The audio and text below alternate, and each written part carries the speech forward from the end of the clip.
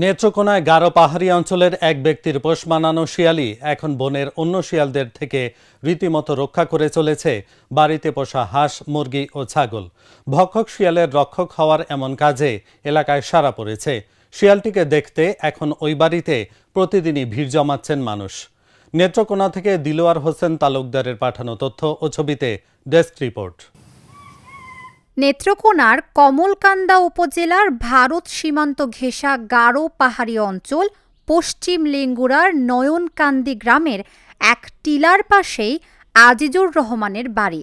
ভাড়ায় মোটরসাইকেল চালানো আজিজুর রহমান 1 বছর 9 মাস আগে গ্রামেরই একজনকে শিয়ালের 3টি ছানা নিয়ে যেতে দেখেন এবং একটি ছানা নিজের জন্যও রেখে দেন।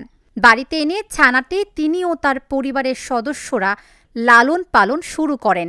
বাড়িতে থাকা হাঁস, মুরগি ও ছাগলের সাথে বেড়ে ওঠা শিয়ালটি এক পর্যায়ে পোষ মেনে যায়। সন্তানের মতো লালন পালন করা শিয়ালটিকে আদর করে নাম রাখা হয় লালু। টিলার ঘন বনের ভিতরে গেলেও লালু নামে ডাক দিলেই বাড়িতে দৌড়ে চলে আসে শিয়ালটি। অদ্ভুত এই ঘটনা এলাকায় চাঞ্চল্যের সৃষ্টি করেছে। শিয়াল দেখতে ওই বাড়িতে ভিড় জমাচ্ছেন এলাকাবাসীরা। 1.5 বছর ধরে শিয়ালটা এনে লালন পালন করতেছে, আমরাও দেখতেছি। কিন্তু এমনি আদর ভালোবাসা দিলে শিয়াল আরো অনেক কিছু যে পুষ মানে এটা আমরাও মানে যেগুলা ছোট ছিল তখন থেকে আর কি দেখতেছি। যে কোনো জিনিস আদর ভালোবাসা দিলে পুষ মানে। প্রতিদিনই দেখি এমনি পাহাড়ে যাই, ছাগলের সাথেও যাই শিয়ালটা। আবার পরে আবার সন্ধ্যা হইলে ছাগলের সাথে আবার ছাগলের খেদায় খেদায় নিয়ে আসে। ছাগল, হাঁস, মুরগি এর বাড়িতে আছে অনেকটি। ছাগল, হাঁস, মুরগি, শিয়ালির একসাথে খাওয়া দাওয়া করে, ব্যক্তিরে খাওয়ান দেয় একসাথে। কোনো সমস্যা কোনো ডারে করতে দেখছি না। ছাগল যেভাবে খাইতেছে, শিয়াল ওইভাবে খাইতেছে। পোষ মানাই লালুই এখন অন্য শিয়ালের উৎপাত থেকে রক্ষা করছে হাঁস, মুরগি সহ বাড়ির ছাগলগুলোকে, বলছেন পরিবারের সবাই। আমার ভাই যে শিয়াল পালে, এই শিয়ালটা মনে করেন যে সন্তানদের মতো, আমাদের ফ্যামিলির একটা সন্তানের মতো। আমার ভাই যদি রাত 12টা 1টা বাজে আসে মোটরসাইকেল নিয়ে, ওরে আগে নিয়ে আসতে যায়। আমরা অনেক সময় চেষ্টা করছি ওদের দাওয়া দিতে, কিন্তু উপজাতির কাছে দিয়ে দিছি, কিন্তু যায় না, উনি যায় না। ও আইসে পড়ে ঘুরে গেরা আইসে পড়ে, আর এই বাড়ির মায়া ছাড়ে না।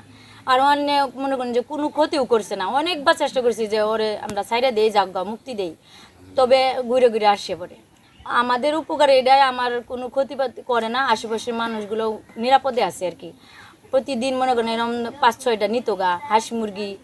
ওই শিয়াল থাকাতে মনে করেন যে অন্য শিয়ালগুলো এসে কোনো ডিস্টার্ব করতে পারে না, আর কোনো ক্ষতি করতে পারে না। 2 বছর ধরে শিয়াল পালতাছি। ওই যে এনে আব্বা গর্ত করে দিচ্ছে, এনে থাকে, খাওয়া দাওয়া করে, এনে বাসায় যা ঘরে যাইতেছে। এই আমরা নিজেরা যা খাই তাই খাইতেছে, ভাত, মাংস এগুলাই খাইতেছে। ছাগল বরাবরই সব একসাথে থাকে, কোনো সমস্যা হয় না। আমরা ছোটো থেকে হাঁস, মুরগি সব একসাথে থাকতেছে, খায় না, এগুলো কিছু খায় না। পাহাড়ে লয়ে যেতেছে ছাগলে, আবার সন্ধ্যার সময় একসাথে আইতেছে।